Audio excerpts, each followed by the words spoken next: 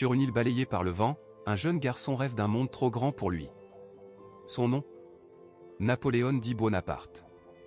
Personne ne pouvait imaginer que cet enfant changerait le destin de l'Europe entière.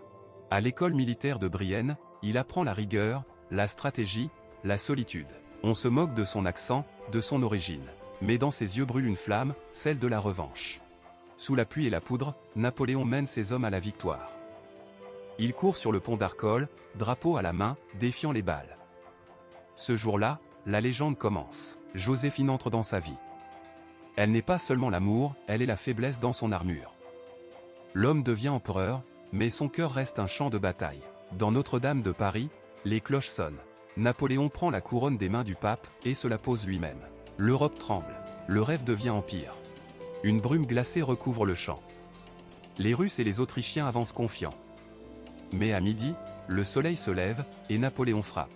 Une bataille pareille, on n'en gagne qu'une dans une vie. L'aigle français plane de Madrid à Varsovie. Les rois tombent, les trônes s'inclinent. Mais plus on vole haut, plus la chute promet d'être terrible. Derrière la gloire, l'usure. Les soldats meurent loin de chez eux. Les peuples conquis se révoltent. Et Napoléon, l'homme de fer, commence à sentir le poids du monde. Il voulait frapper le cœur du tsar, mais trouva l'hiver de Dieu. Moscou brûle. Le froid dévore les hommes.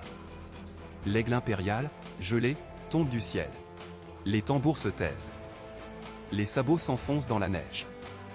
Des milliers de silhouettes sans vie jonchent la route. L'empereur regarde, silencieux, et comprend que la gloire meurt aussi. Autrefois ses frères d'armes, maintenant ses ennemis. Les rois d'Europe s'unissent contre lui. L'empire s'effondre. Paris tombe. Et Napoléon abdique. De conquérant du monde à prisonnier sur une île. Mais même là, il gouverne, organise, rêve. Le feu n'est pas éteint. Pas encore. Une nuit, il s'échappe. Les Anglais n'en croient pas leurs yeux. En France, les foules se rassemblent, l'empereur est de retour. Le rêve renaît. 100 jours pour reconquérir la gloire, 100 jours pour défier le monde. Mais l'Europe prépare sa réponse, à Waterloo. La pluie tombe, les canons grondent. Ils sont forts, mais je suis Napoléon. Pourtant, ce jour-là, l'histoire tourne la page. Le destin se referme sur lui. Sur la route de l'exil, il reste digne. L'aigle blessé refuse de ramper. Il se livre, non pas en esclave, mais en empereur déchu. Perdu au milieu de l'océan, entouré d'ennemis. Le monde l'a oublié, mais lui, n'oublie rien. Chaque soir, il parle à son ombre, « J'étais un homme, et j'ai voulu être un dieu ». Il revoit Austerlitz, les défilés, les cris de « Vive l'empereur », un sourire amer. Tout cela, pour finir seul, dans le vent de l'Atlantique. Le corps s'affaiblit. La voix tremble, mais dans son regard, brûle toujours la flamme. Il écrit encore, « Ma vraie gloire, n'est pas d'avoir gagné 40 batailles, mais d'avoir fait aimer la France. » Une nuit calme. Le vent se lève. France, armée. Joséphine, ses derniers mots. Le rêve s'éteint. Mais l'écho reste. 20 ans plus tard, la France le ramène. Son cercueil traverse la Seine. Le peuple pleure. L'aigle repose sous le dôme des Invalides. Plus qu'un homme, il est devenu une idée.